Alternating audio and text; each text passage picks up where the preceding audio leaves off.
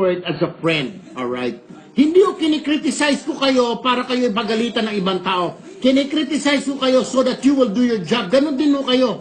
You can criticize me. Ha? Pag mali ho ako, you criticize me, you say, Erwin, mali yung ginagawa mo. I will accept that. Ngayon, hindi kayo sasagot. Tawag ng tawag yung staff ko. What does it tell us? Nahihiya kayo. Diyos Maria Josep. Do your fucking job, my friends. Do your fucking job. My job is to inform the public. My job is to tell the people what is happening.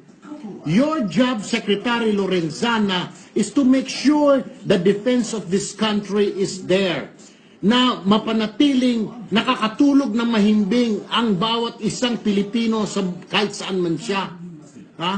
Na mamayang gabi pag natulog siya bukas ng umaga, watawat pa rin ang Pilipinas na nakalagay dyan at hindi watawat ng ISIS. Same with you, General Anyo. Tama na muna, sir. Alam ko magiging secretary ka ng DILG pero itong nangyaring ito, kalimutan mo muna. Mag-concentrate ka muna dito paano nyo mapalayas o madurog yung terorista sa Marawi ngayon. General Bato, hindi lang drug lord ang kalaban ngayon, sir. Wag muna. Time out muna. Hayaan nyo muna sa PIDEA yung mga drug lord na yan. Mag-concentrate, i-concentrate mo ang puwersa mo, ang Special Action Force mo, ang mga regional mobile group mo, dalhin mo ngayon sa Marawi at doon magpakitang gilas.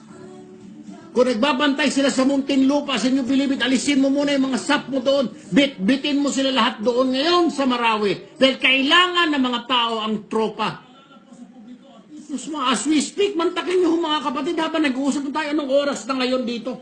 Mag-alas 9 na. Patuloy kahapon pa nakubkob ng terorista ang Marawi. Hanggang ngayon nandyan pa sila.